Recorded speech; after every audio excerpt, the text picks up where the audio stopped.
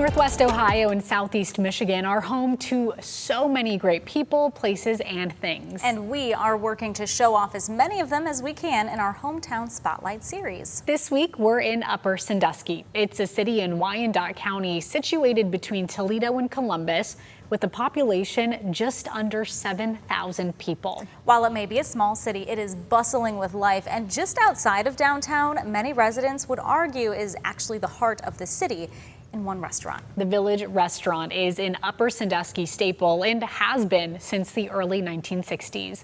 The staff serve up delicious food and friendly smiles, but in just a few days, it's closing its doors for good. Tatiana Cash is live in Upper Sandusky this morning. Tatiana, you're just outside of the Village restaurant before its final weekend. Yeah, I'm just outside. I got my coffee cup ready. Miss Becky gave it to me. The owner, Rebecca Van Horn, actually working her magic in the kitchen. Earlier this week, she let me inside. I stole a stool and we talked there at the counter about why, after 28 years, she's ready to hang up her apron here at the Village restaurant. Just 3 minutes outside of downtown Upper Sandusky, commonly known as Upper, is what some would argue sits the heart of the city, the Village restaurant.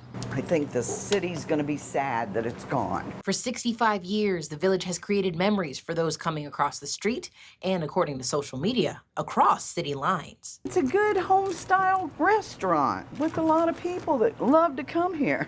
In its final week of business, Rebecca Van Horn takes time from the kitchen to open her doors and reminisce about the last nearly 30 years of business. We got this big idea that we could run a restaurant, and that was back in '98. So her and her husband Danny and me and Rex bought it. Now they've all passed and I'm the only one left, and you know, I'm getting up there too. Over the years, Becky has gained helping hands who've grown to love the small business they've known for decades, like Violet Quayle, who's in charge of fresh dairy and vegetable prep. It's a nice place and I need a job, so everybody's here that I know. So. Having worked with Becky before she owned the Village, at a factory for 30 years, and now here at the Village for 20 more, her smile falters as she works to keep it together, understandably heartbroken about the closing. It's home.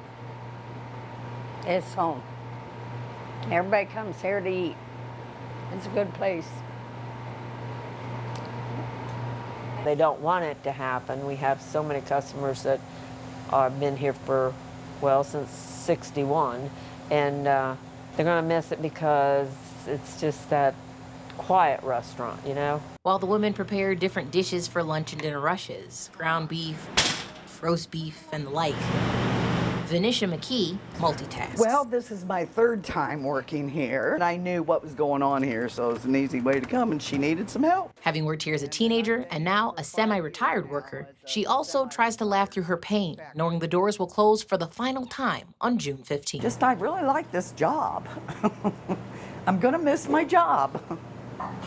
Since Becky announced the Village closing, she says they've been busier than ever. I apologize to anybody that has had to wait this last week and this week. We've had, tons of people in here, and they've had to wait for a while because, there's only a couple of us back there. The Village kitchen is made of loving mothers who've raised children and have grandchildren, so they all know good food takes time. This ain't fast food.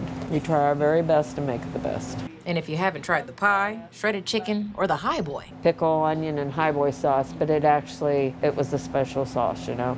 And they just want, well, can I have the recipe? I said, well, you have to buy the restaurant to get the recipe. You truly haven't enjoyed the Village restaurant. Now, Miss Becky says that this facility is not going to be left completely empty. It's going to actually be turned into a medical facility, so the building will still exist in some form. Now, the last day is going to be June 15th, and so afterwards, all the kitchenwares are going to be sold. So if you're interested in purchasing, she says, come on down. And any food, so that your pies, your high boys, your shredded chicken, that's left over after closing day is going to be given with purchase. So cheers to your last couple days. Tatiana Cash, WTOL 11. Such a great feature. I'm sure they will be jam-packed this weekend. And that high boy, the hamburger that she was talking about, that looks so delicious, and now I'm hungry. I'm interested in those pies. Nothing like a good homemade pie. Yep, well, she's not giving away the recipes, so Yeah. oh well.